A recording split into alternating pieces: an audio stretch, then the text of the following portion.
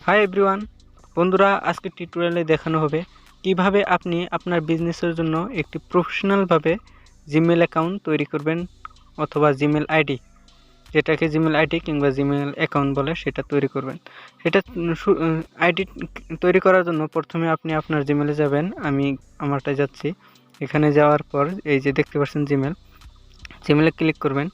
জিমেলে click করার পরে আপনি যদি আগে থেকে কোনো জিমেল অ্যাকাউন্ট কিংবা জিমেল আইডি তৈরি করে থাকেন, যদি কোনো লোগো ইউজ না করে থাকেন, আপনার নামের প্রথম অক্ষরটা এখানে শো করবে, দেখতে পাচ্ছেন ডি। এখানে কোনো লোগো ইউজ করা নাই যেহেতু এটাকে। আর লোগো থাকলে কীরকম থাকবে আমি দেখাচ্ছি। এই যে এটা লোগোটা এই যে এরকম থাকবে। এটা জিমেল আমি আগে থেকে তৈরি করছি। এখন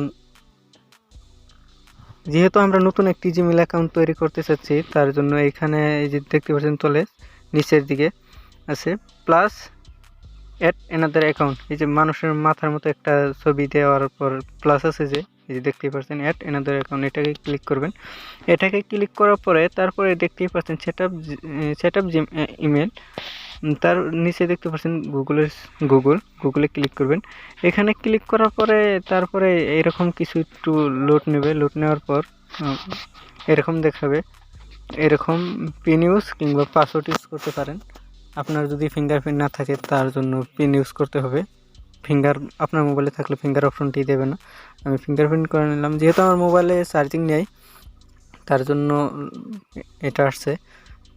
তারপরে এখানে দেখতে পাচ্ছেন যে ক্রিয়েট অ্যাকাউন্ট, এখানে ক্লিক করবেন। আর উপরেরটা হচ্ছে ফরগেট ইমেল। আপনার যদি কোনো ইমেল মনে না থাকে তার জন্য আপনি ফরগেট করে দেখতে পারেন। এখন যেহেতু আমরা বিজনেসের জন্য একটি ইমেল অ্যাকাউন্ট তৈরি করতেছি, তার জন্য টু ম্যানেজ মাই বিজনেস এখানে ক্লিক করবেন। এখানে ক্লিক করার পরে এখানে আপনার ফার্স্ট নেম, এখানে লাস্ট নেম। ধরেন আপনার নাম 3 খণ্ড হতে পারে, 2 খণ্ড হতে পারে। 2 খণ্ড হলে এখানে আমি আমার নাম দিয়ে বুঝাইতেছি, DILBA আর দিলবর, এখানে আলী। ধরেন আমার নাম যদি আর 1 খণ্ড থাকতো, দিলবর ইসলাম আলী বা কিংবা ধরেন এখানে ইউজ হইতো সেই নামটা। যেহেতু আমার নাম 2 খণ্ড, এরকম 2 টুকরো এখানে ইউজ হলো। তারপরে নেক্সট আপনি আপনার ইনফরমেশন দেবেন ঠিক মতো। কল আসছিল, এরকম সব কিছু ঠিকঠাক মতো দেবেন। তারপরে এখানে দেখতে পাচ্ছেন মন্থ।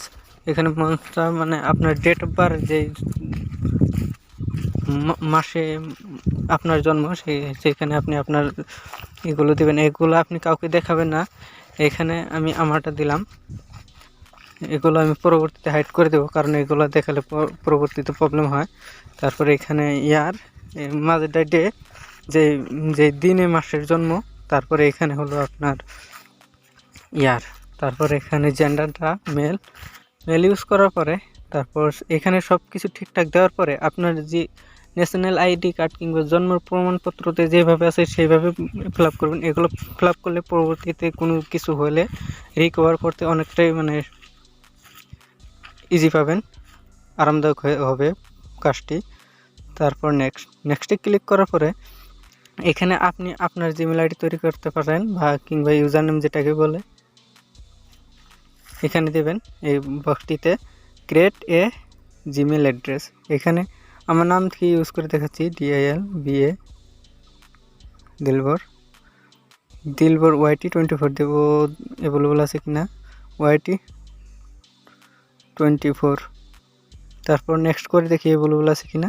জি, অ্যাভেলেবল আছে। যদি অ্যাভেলেবল না থাকে তাহলে আপনাকে অন্য একটা ইউজার নেম ইউজ করতে বলবো, যেহেতু আপনি 2-1 বাড়ায় কমিয়ে দেখতে পারেন। তারপর এখানে দেখতে পাচ্ছেন এটা হলো আপনার create a strong password. Strong password কেমন ধরনের হতে পারে? Create a strong password with a mix of letters, numbers and symbol. মানে আপনাকে বলছে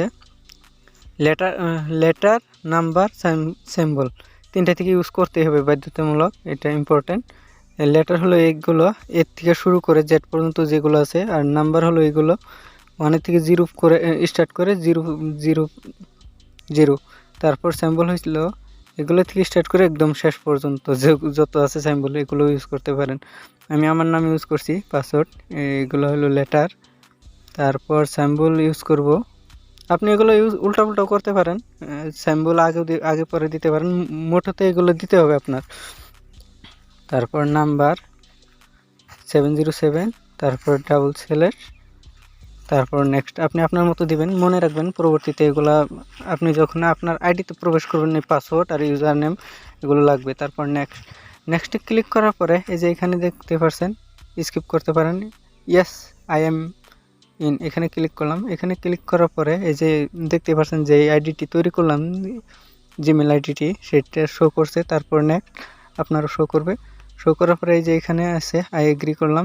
এগ্রি করার পরে দেখতে পাচ্ছেন আমার আইডিটি অলরেডি তৈরি হয়ে গেছে। কিছু লুট নিচ্ছে, আপনার নেট স্পিড হলে হয়তো এত লুট নেবে না।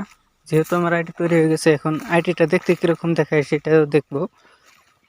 এই যে এখানে আমার নতুন আইডি যেটি তৈরি করলাম সেটা এখানে আসে নাই। এখানে দেখতে পাচ্ছেন নিচে দিলবর ওয়াইটি 24, এখানে এটা আপনার ইউজার নেম। এটা যেখানে আপনি একটি জিমেল আইডি কিংবা বিজনেসের জন্য কাজ করবেন, সেখানে অপশনটি জিমেল আইডি চাইলে আপনি আপনার বিজনেসের জন্য যেটা এটাকে ইউজ করবেন।